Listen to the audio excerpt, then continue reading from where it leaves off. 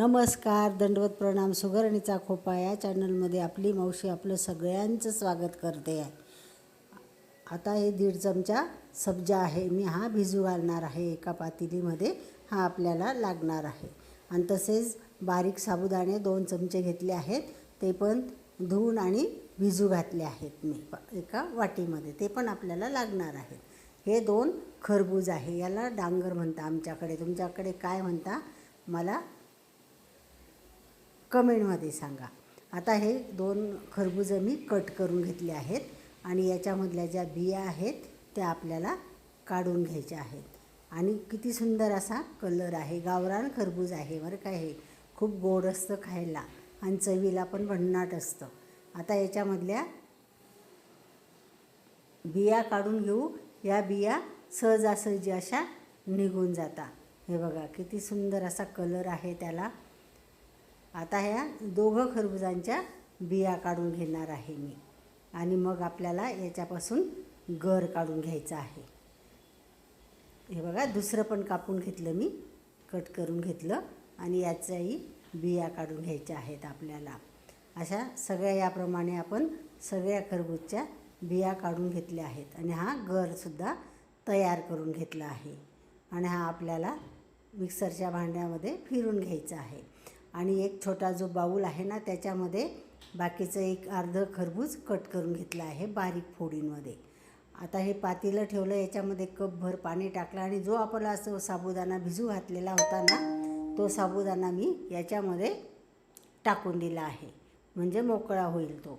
आणि हे दूध वापरलं आहे. हे आपल्याकडे जे दुपारच्या वेळेला उरलेलं दूध होतं गाईचं, आम्ही गाईचंच दूध वापरतो, ते याच्यासाठी वापरणार आहे. आणि ते मी आता कढईमध्ये उकळायला गरम करायला टाकून दिलं आहे.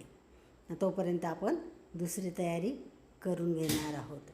आता दूध उकळायला वेळ लागेल आणि हे गाईचं दूध आहे, हे जरा पातळ असतं, सगळ्यांनाच माहिती आहे. म्हणून आता मी हे जरा कोमट झालं आहे, म्हणजे हे थोडं गरम झालं आहे, हे बाजूला काढून घेते. आणि याच्यामध्ये आपल्याला जी कस्टर्ड पावडर आहे ना, ती विरघळून घ्यायची आहे आणि ती याच्यामध्ये टाकून घ्यायची आहे. म्हणजे आपले जे दूध आहे ते गाईचंच आहे. हे बघा कस्टर्ड पावडर आहे, पण ही माझ्याकडे पांढऱ्या कलरची आहे, केशरी कलरची नाही.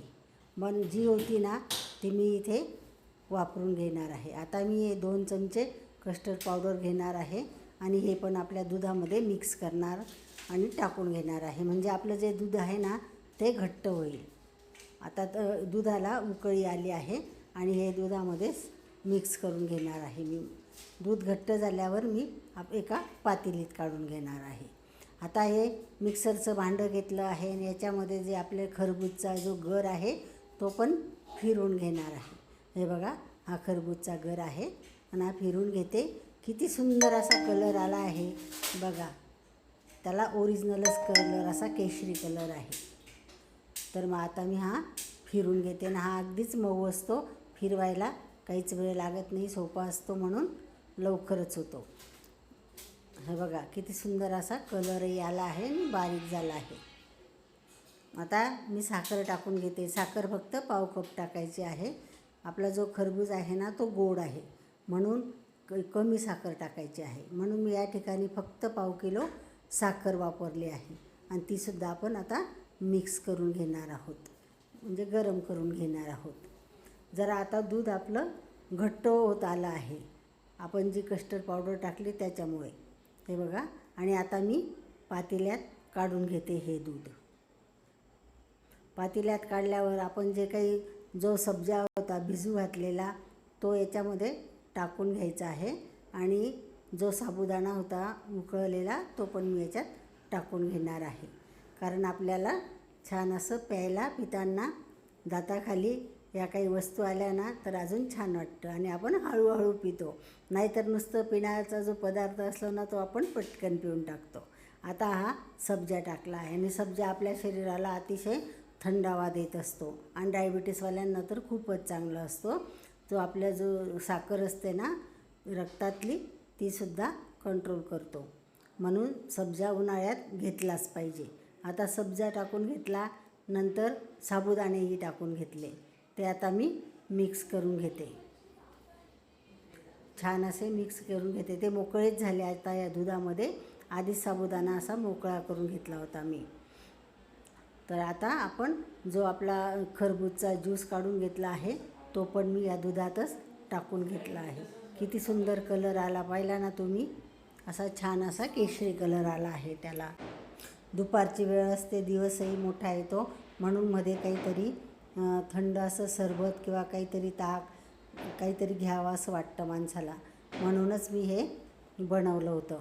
आणि हे जरा गरम आहे. मी जरा हात लावून पाहिला तर गरम आहे. मग त्याच्यामध्ये मी आता बर्फ टाकून घेते. जरा जास्तचाच बर्फ टाकते, म्हणून ते गार होईल मग आणि मग पेना योग्य होईल ते.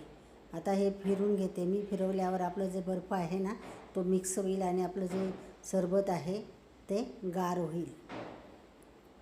आता प्यायला तर वाटतंच ना माणसाला, दुपारी भूकही लागते. मोठा दिवस येतो. आपण सकाळचा जो नाश्ता केलेला असतं, जेवण केलेलं असतं, मध्यंतरी काहीतरी घ्यावं असं वाटतं. नाहीतर हिवाळ्यात तर तेव्हाच दिवस चालला जातो. तसा उन्हाळ्यात मोठा दिवस येतो, लवकर जात नाही.